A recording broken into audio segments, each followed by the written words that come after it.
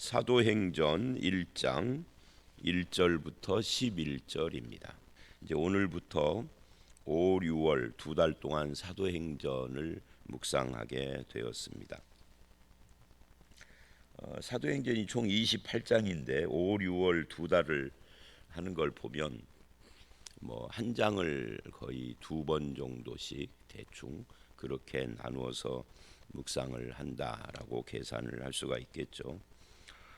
이 사도행전의 구조를 보면 1장 오늘 말씀 1절서부터 12장 24절까지가 전반부예요.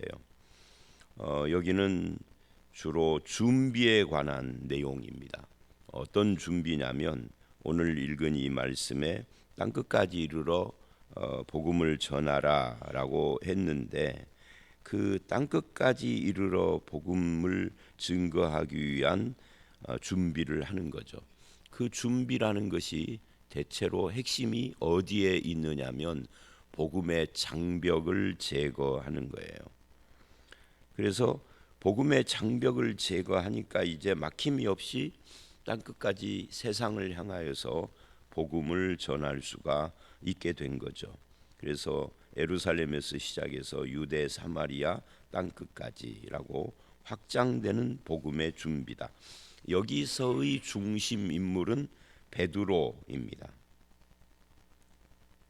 그래서 1장 1절로 11절 오늘 말씀은 그 서론에 해당되고 여기는 서론이라고 부르기보다는 땅끝까지 가기 위하여서 예수님이 약속을 하시는 약속이죠.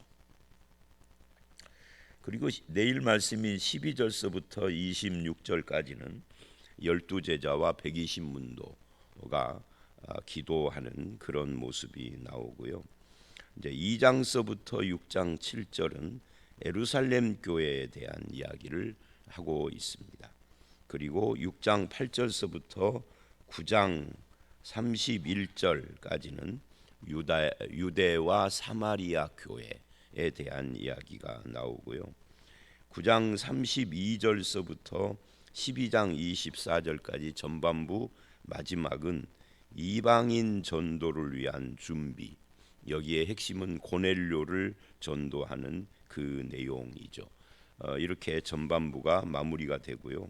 후반부로 가면 이 후반부는 땅끝을 향하여 가는 선교 보고입니다. 이 땅끝은 이방을 말하는 거죠. 여기에 중심 인물은 주로 바울입니다. 그래서 바울 선교 여행을 따라서 사도행전의 후반부가 기록되어져 있다. 28장까지. 그래서 이 바울의 전도 여행이 나오는데 1차, 2차, 3차, 4차 학자들에 따라서는 3차까지만 말을 하고 뒤는 4차 이야기를 안 하기도 하는데 하여튼 1, 2, 3차 그리고 로마를 향하여 가는 그 로마에서 셋집에서 하나님 나라 복음을 증거하는 내용으로 끝나요. 그래서 이 사도행전은 마지막 결론이 서신서와는 달리 복음서나 서신서는 결론이 명확하죠. 근데 결론이 안 나요. 그래서 이거 열린 결론이라고 그래서 흔히 여러분이 많이 들었던 것처럼 사도행전 29장은 우리가 써야 된다. 그래서 X 29라고 하는 구호 그런 구호나 문구를 잘 만드는 사람들이 있죠. 그게 이제 돌아가신 서울 온누리교회 하용조 목사가 X29라는 것을 구호로 내세우고 했던 그래서 열린 결말로 사도행전이 마무리가 돼요. 그래서 이렇게 구조를 보면 이 사도행전은 결국 1장 8절 말씀이 어떻게 그 약속이 성취되어 가는가를 기록한 그런 책이다 하는 것을 알 수가 있습니다. 자, 오늘 말씀은 그 전반부의 준비 과정 중에 첫 번째인 약속에 대한 이야기입니다. 오늘 이 본문은 또 셋으로 나눠져요. 1절로 3절 예수님의 생애를 아주 간략하게 요약을 하죠. 그리고 4절로 8절 이것은 성령 세례의 약속과 증인됨에 대하여 말씀을 하고요. 9절로 11절 예수님의 승천과 재림에 대한 이야기를 함으로써 이 서론 부분을 마무리를 합니다. 1절로 3절 예수님의 생애에 대한 이야기를 보면 예수님의 생애는 여러분 사복음서 마태, 마가, 누가, 요한 복음서에 나와 있는 거죠. 얼마나 방대해요. 네 명의 저자가 각자의 시각에서 본 예수 그리스도를 기록을 했으니까 일치하는 부분도 있고 비일치하는 부분도 있는데 이거를 펼친 그림으로 놓아놓으면은 굉장히 방대하다고요. 이게 여러분이 손으로 이렇게 짚어보시면 이 복음서하고 신약에서 나머지가 거의 반반쯤 돼요. 복음서가 반이 약간 안 되죠. 뭐 페이지를 정확하게 본 건 아니지만 손으로 이렇게 보면은 복음서가 굉장히 방대한 분량인데 그거를 이 세 절에다가 요약을 한 거예요. 그 요약한 것이 뭐냐? 여기 이제 데오빌로여 내가 먼저 쓴 글에는 이 먼저 쓴 글이라는 것은 누가복음을 말하는 겁니다. 사도행전의 저자가 누가니까.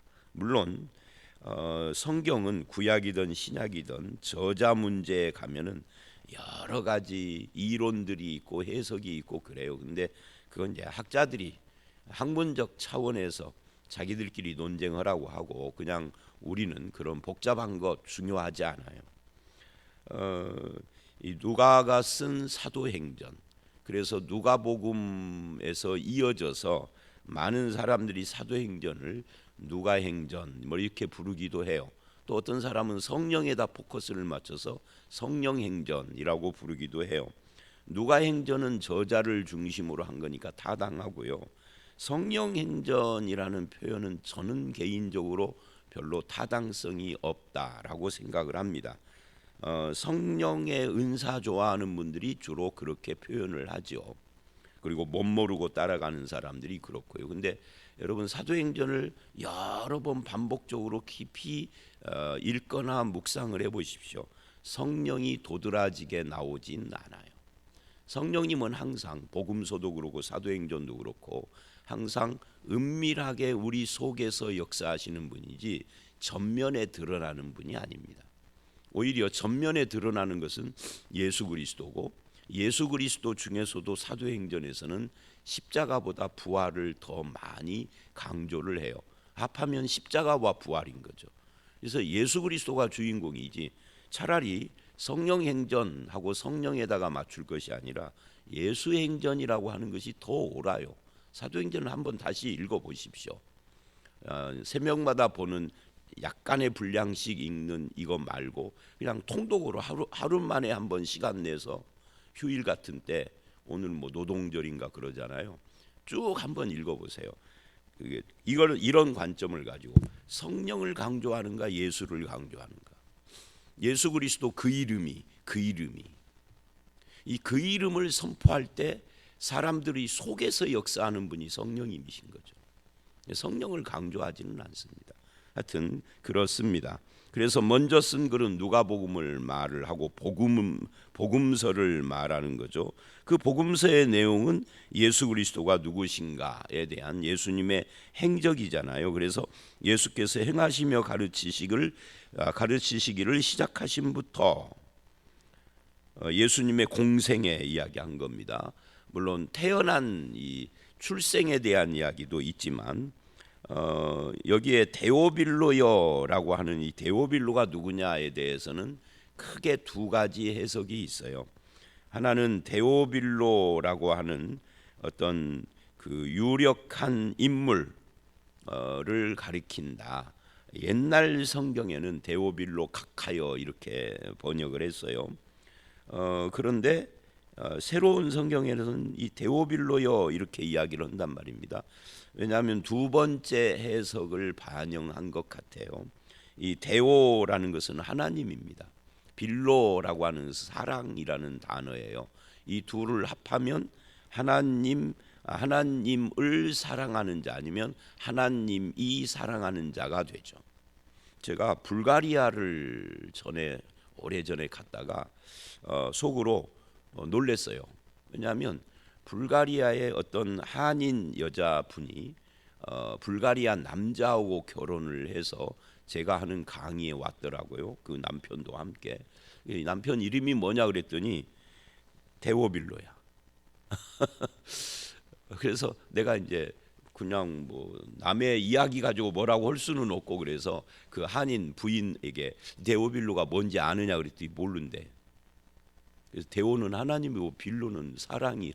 하나님 사랑한다라는 말이고 하나님이 사랑하는 자다라는 말이다 그랬더니 아주 좋아하더라고요. 믿는 사람이니까. 그 이름의 뜻을 몰랐어. 남편은 알았는지 몰라. 남편도 지 이름 뜻을 모르니까 아내한테 안 가르쳐 줬겠죠.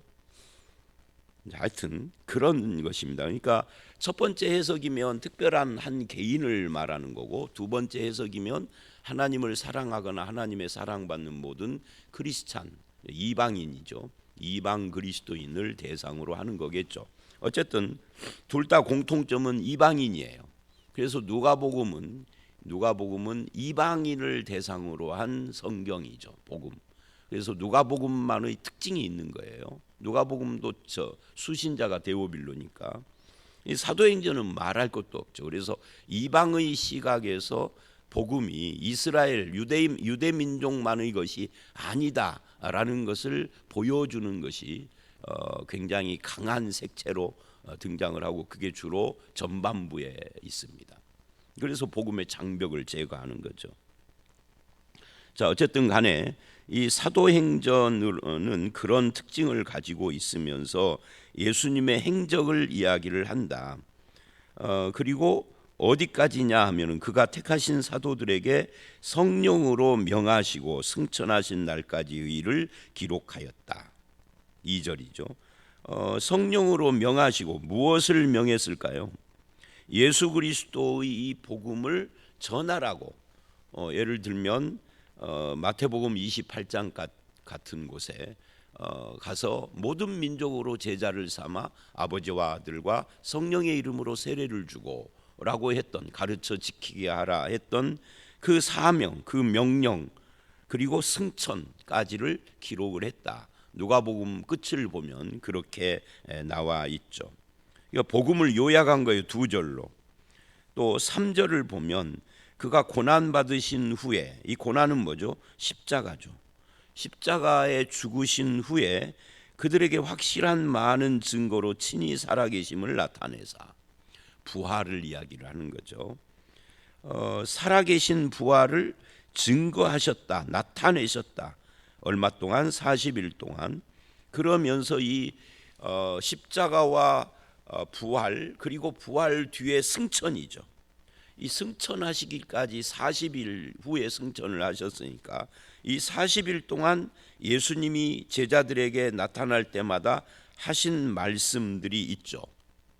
뭐 누가복음 24장을 보면 엠마오의 두 제자를 만나는 사건이라든지, 또는 요한복음을 보면 갈릴리 호수에서 베드로와 제자들을 만난 거라든지 각각 달라요. 근데 누가는 그것을 그냥 간단하게 이렇게 한 문장으로 말을 했어요. 하나님 나라의 일을 말을 했다라고.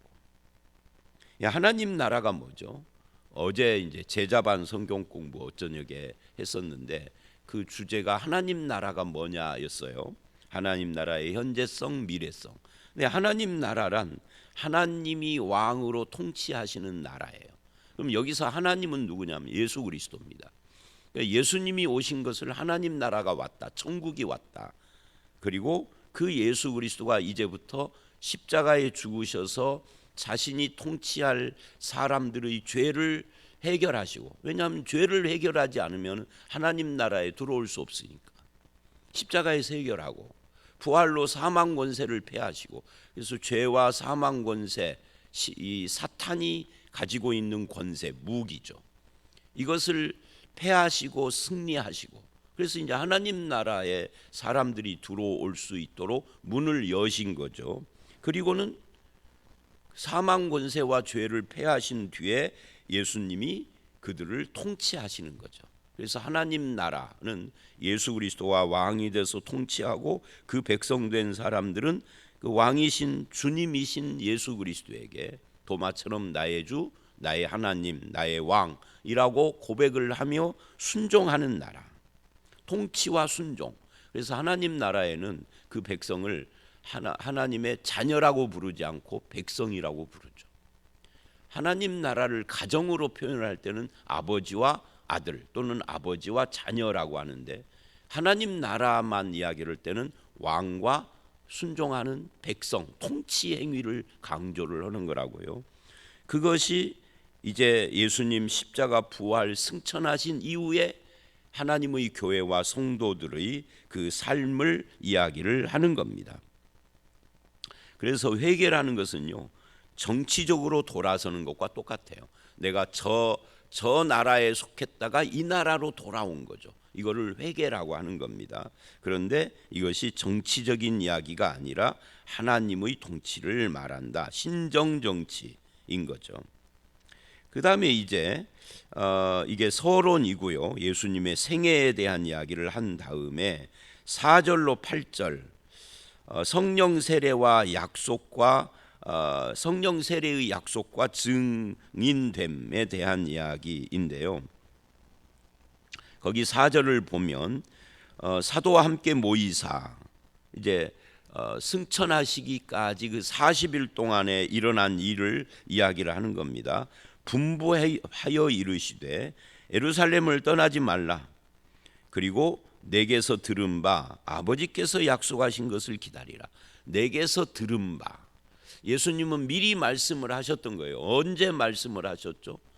누가복음은 이게 요한복음처럼 장이 명확하게 잘 구분이 안 되잖아요. 근데 요한복음은 처음부터 끝까지 장의 구분이 확실해요. 1장은 뭐고 2장은 뭐고 3장은 뭐고 이런 것이. 그런데 요한복음을 보면 예수님이 십자가에 돌아가시기 전에 다른 공간복음에는 없는 기록들이 좀 있는데 그 중에 하나가 고별 설교입니다. 최후의 만찬을 요한복음 13장에 하고, 최후의 만찬이 끝나고 그 가룟 유다가 나간 뒤에 이제 남아 있는 제자들에게 설교를 하시는데, 설교라는 표현이 좀 그러긴 한데 하여튼 가르침을 베푸시는 거예요. 그것이 14장서부터 16장입니다. 그리고 17장은 설교했으면 뭐를 해야 되죠? 기도해야 되잖아요. 목사도 주일날 설교 끝나면은 짧지만 기도를 하는 것처럼 예수님도 기도를 해요. 이것이 마태복음의 겟세마네 기도에 해당되는 예수님의 최후의 기도예요. 이거를 17장을 대제사장 기도다 이렇게 표현을 합니다. 14장부터 16장은 설교인데, 설교의 핵심이 뭐냐면 내가 죽고 떠나면 나 대신 다른 보혜사를 너희에게 보내겠다. 성령 이야기를 하시는 겁니다. 그 이야기예요. 그러니까 이제 아버지께서 약속하신 것을 기다리라. 그러면 우리는 약속하신 것이 뭐지? 그러지만 제자들은 그것이 뭔지를 다 아는 거예요. 아, 성령님 이야기하는 거구나. 근데 그 성령님을 약속하신 것이라고 표현을 한다라는 것을 우리가 주목을 해야 합니다. 약속하신 것이 왔어요. 그러면 여러분 이렇게 이야기를 해보죠. 저하고 여러분이 약속을 했어요. 내가 우리 아들을 보내줄 테니까 그때까지 좀 기다리십시오. 내가 잠시 어디를 가야 하는데 나 대신 우리 아들을 보내주시겠습니다. 1시간이 돼도 안 오고 2시간이 3시간이 돼도 안 와요. 그래서 전화해가지고 목사님 아드님 오신다고 그랬는데 왜 안 와요? 그랬더니 당신들이 기다리는 태도가 잘못돼서 안 오는 거야. 믿음을 가져야 되는데 안 믿고 딴짓 오고 있고, 기도해야 되는데 기도도 않고 놀고 있어서 안 오는 거야 하면은 이상하잖아요.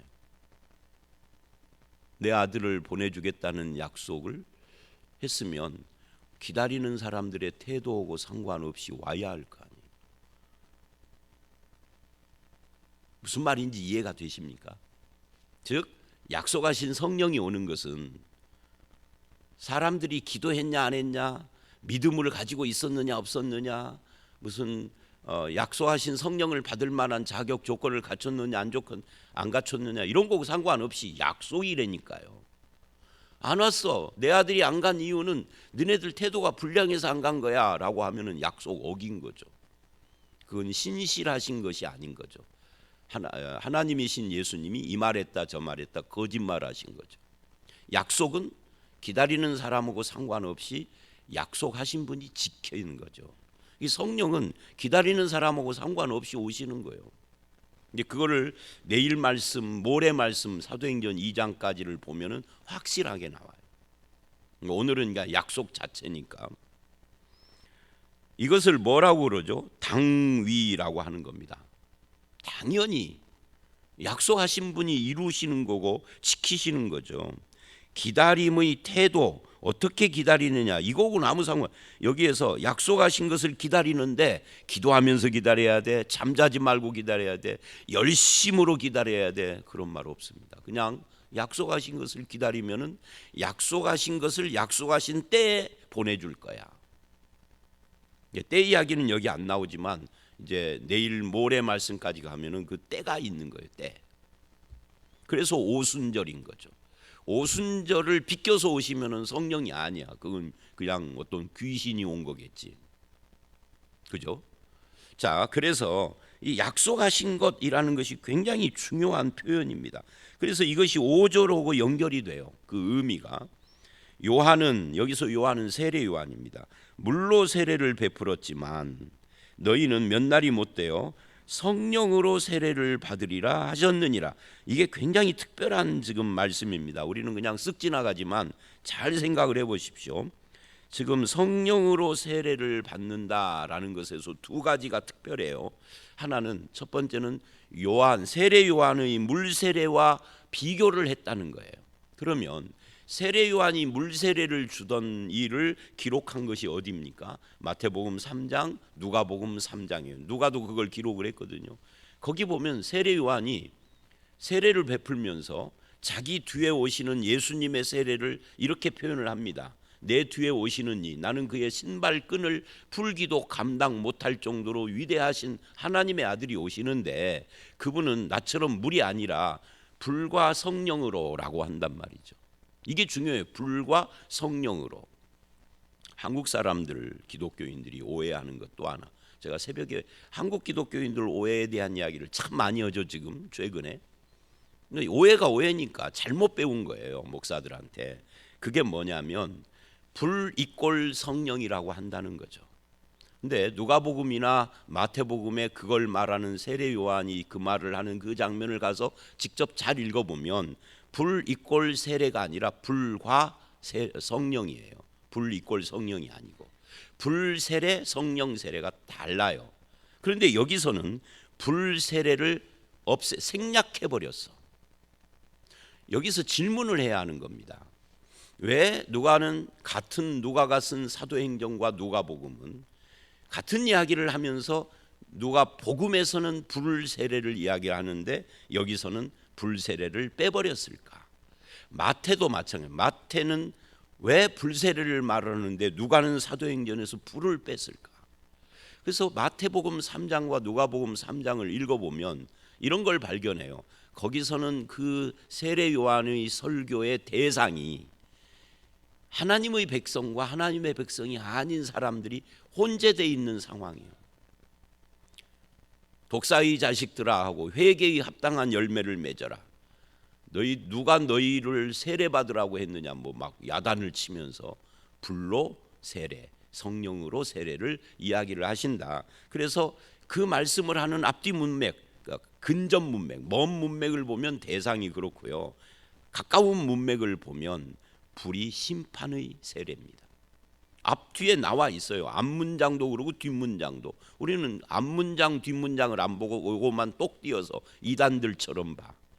이단을 비판하면서도 자기들도 이단들처럼 성경을 봐. 이게 한국교회의 비극이요. 앞뒤를 보면 되는데 바로 앞 구절 뒷구절만 보면 불사르리라 하면서 심판을 이야기하는데, 그런데 이 사도행전은 이 말씀의 예수님의 이 말씀의 대상이 믿는 제자들만 국한해서 하는 거예요. 그러니까 불세례를 말할 필요가 없는 거죠. 그리고 이후에 신약 성경 어디에도 불세례는 안 나와요. 목사님 2장, 그건 내일 모레 2장 볼 때 볼 거예요. 안 나와요. 불세례는 없습니다. 뜨거운 세례는 아닙니다. 성령 세례만 있는 겁니다. 성령 세례 이꼴 뜨거운 세례도 아니에요. 성령이 오시는 거죠. 자, 어쨌든 이렇게 말을 하면서 한 가지, 두 가지가 놀랍다고 그랬는데 이제 한 가지는 그거고요. 또 하나는 받으라가 아니라 받으리라고 하셨다는 거죠. 받으라는 명령이에요. 내가 뭘 해야 돼. 받으리라는 내가 뭘 하는 것과 상관없이 약속하신 것이 오는 거예요. 이게 4절을 반영한 거죠. 약속하신 것을 기다리라 할 때 어떻게 기다리라를 말하는 거예요. 근데 5절은 받으라를 하는 것이 아니라 받으리라라고 약속한 것이 이루어지는 것을 말하는 거지, 받는 자의 태도하고 아무 상관이 없는 거죠. 그냥 오는 거예요. 당연히 그날에 성령이, 우리가 해야 할 일은 오신 성령을 받으면 되는 거죠. 그게 2장입니다. 사도행전 2장. 그래서 사도행전 2장 내일 모레 말을 할 때도 2장 1절에 뭐라고 그러냐면 오순절이 이미 이름에, 그래요. 이미 이름에, 이 이미라는 것이 바로 이 받으리라 하고 관련이 된 표현인 거죠. 누가는요 사도행전을 기록할 때 대충 기록한 것이 아닙니다. 그 단어 하나하나를 신중하게, 이걸 뭐라고 그러죠? 성령의 영감으로. 실수하고 막 이렇게 저렇게 이렇게도 해봤다 틀리면 다른 말하고 이렇게 하는 것이 아니다. 신중한 선택으로 이런 표현을 하는 거예요. 그래서 이제 이게 4, 5절이 그런 거고요. 6절 그들이 모였을 때 예수께 여쭈어 이르되 이스라엘 나라를 회복하심이 이때입니까? 이 제자들은 아직도 미몽에서 시달리고 있죠. 예수님이 오신 것이 이스라엘 나라 회복인 것처럼, 이스라엘 나라가 아니라 하나님 나라 이야기하는데 저들은 아직도 민족주의적인 색채를 가지고 있어요. 그래서 그 민족주의적인 그 폐쇄적 선민 사상, 이걸 깨트리지 않으면 땅끝까지 이르러 선교할 수가 없어요. 그거를 깨트리는 것이 12장 24절까지 전반부의 준비 단계의 핵심이에요. 그 선민의식과 폐쇄성, 차별의식, 이것이 철저히 깨치는 거죠. 그래서 이제 고넬료 이야기, 사마리아 이야기 이런 것들이 나와요. 자, 어쨌든 그래서 예수님이 대답을, 야, 너 잘못 알고 있어라고 예수님 그러지 않고, 때와 시기는 아버지께서 자기 권한에 두었으니 너희가 알 바 아니요. 때, 시기 이런 거 묻지 말아라.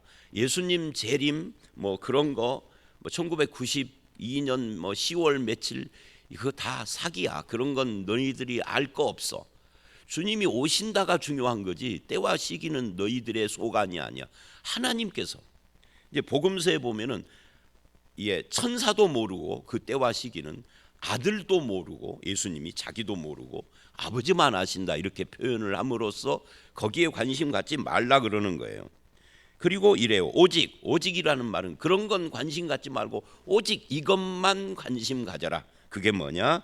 성령이 너희에게 임하시면, 여기 임하시면이라는 표현도 받으리라, 약속하신 것을 기다리라와 같은 기조 속에서 하시는 말씀이죠. 임하기를 너희가 간절히 원하고 임하도록 너희가 만들어야 된다가 아니라 임하시면입니다. 그러면 너희가 권능을 받으라가 아니라 받게 되고, 그죠? 받게 된다 그 말이에요. 그래서 뭐를 해요? 증인이 되어라가 아니라 되리라 해요. 되라 그러면 명령이어서 내가 그거를 했어야 되는데 성령이 임하면 당연히 증인이 되는 거야. 특별한 사람만 증인이 되는 것이 아닙니다. 믿는 사람은 다 증인이 되는 겁니다. 이것을 약속하셨어요. 지금 이 약속이라고요. 이것이 어떻게 이루어지느냐? 하나님께서 또는 승천하신 예수님께서 이걸 이루어가는 과정. 어떻게 이루죠? 사람을 통해서. 그게 사도행전의 기록이고 서신서가 하는 말이죠. 자, 그리고 이제 9절로 11절은 예수님이 승천하시면서 재림을 약속을 하는 겁니다. 여기서는 11절 어찌하여 서서 하늘을 쳐다보느냐? 하늘로 올려지신 예수는 하늘로 가심을 본 그대로 오시리라. 재림을 이야기를 함으로 마무리를 하는데, 특히 하늘로 가심을 본 그대로 오시리라. 그러니까 예수님은 이만희나 문선명이 같은 모습으로 변형돼서 트랜스포머, 바뀌어져 가지고 오시지 않습니다. 그 예수님이 그대로 오시는 겁니다. 그때는 예수님이고 그 예수의 영이 이만희의 몸에 들어가서 이만희처럼 아기로 또다시 태어나고 이렇게 오시는 게 아니에요.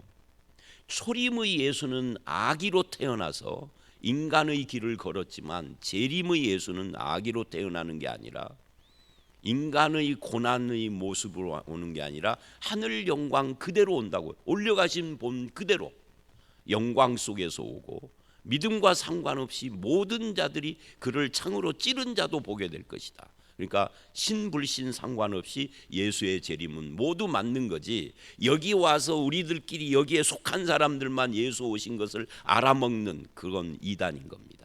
그죠? 자, 오늘 말씀 여기까지인데 이 짧은 말씀 속에서 우리의 불건전한 신앙들에 대해서 상당히 많은 것을 타치를 했어요. 결론은 이겁니다. 성령으로 세례를 받으면 증인이 될 것이다. 땅끝까지 증인, 이것은 선교사님들에게만 해당되는 게 아니라 우리 모두에게 해당되는 우리의 사명이고 우리에게 약속된 것이다. 저와 여러분이 있는 그 자리가 사실은 우리의 땅끝은 내가 있는 거기에요.